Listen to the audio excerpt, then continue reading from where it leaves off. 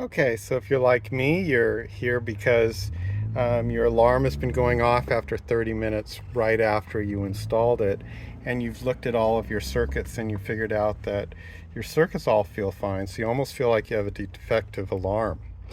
Um, but the truth is, in many cases, you need to isolate your door triggers. So what that is this is from a bulletin from Directed, and the following diagram applies to vehicles with body control modules that shut down, causing false triggers on the door, and rear hatch trigger trunk inputs. So if you look, you can see these little diagrams there, and those are called diodes. And basically they're one-way valves. And this is the body control module that's part of your vehicle, and your alarm is over here. So you can see that these are one-way valves, and the silver, or the mark, is going towards your door trigger. So going on to the vehicle, let's finish this off a little bit and show you what a diode looks like. You can see that there's a little silver line here, and to actually find them, we can see that this is what a 1N4001 rectifier diode. And if you were to look at Jameco, you can see that they're a 14-cent item. But here you can get them for about $6 for 125 of them from Amazon. Getting back to our diagram, you can see another set to isolate the individual controls, each of your door pins. So each of your door pins also have to be isolated, else they'd be all grouped, kind of like by your spaghetti wire. And the body control module wants them all individual because they have different responses for different doors that are open. So if you're going to do multiple doors, as I am, you're going to also put a diode isolating each of your door triggers for your alarm. But to get it working, let's just do one. And so coming from our alarm, right now I only have one, and it's going to a single door trigger. And so I don't need one on the individual door trigger.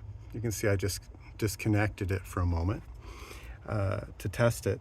And here you can see a diode installed. So let's get close to it and zoom in here. You can see that there is the silver line right here. Our body control module is up here, and it's coming down through the wire, and this is going off to the alarm, and this is going off to the door trigger, which is right here. So when this gets shut, the door gets shut, we saw that we were losing our connection. So I knew that was my door trigger, and so I wired it there. But because I didn't have this diode, the false alarm change of state of the BCM caused this to go off. So once you solder this here and here, then you can pull back your heat shrink, get it back on here. Generally, this happens a little bit. Sometimes when you're soldering real close to it, you might have to cut a little bit of it off to make it come back through, because the soldering heats a little bit.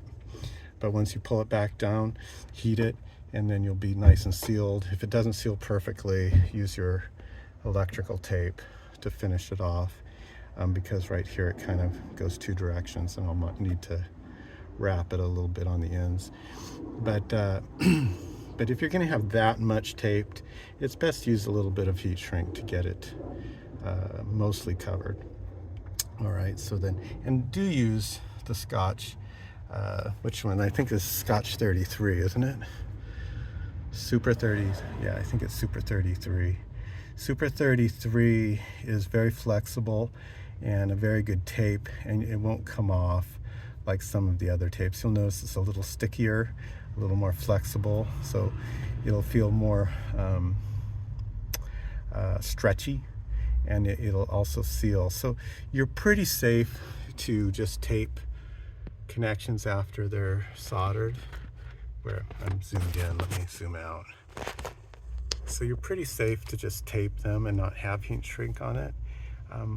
but that was only a temporary connection just to figure it out now that I figured it out.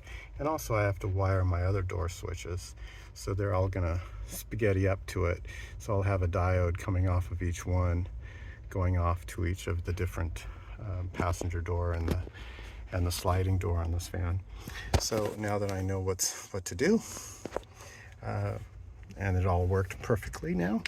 So if you're like me and had your alarm go off after you've worked, you know, quite a few hours to get your alarm on and were very frustrated, it's a simple thing. Just need to isolate it with diodes.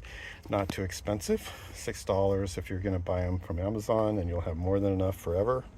And maybe they'll find another use someday, or they'll just stay in a drawer until something else happens. All right, give this a thumbs up and a like and subscribe. I'd appreciate that, and I hope this helped you, and good luck on your project. Bye-bye.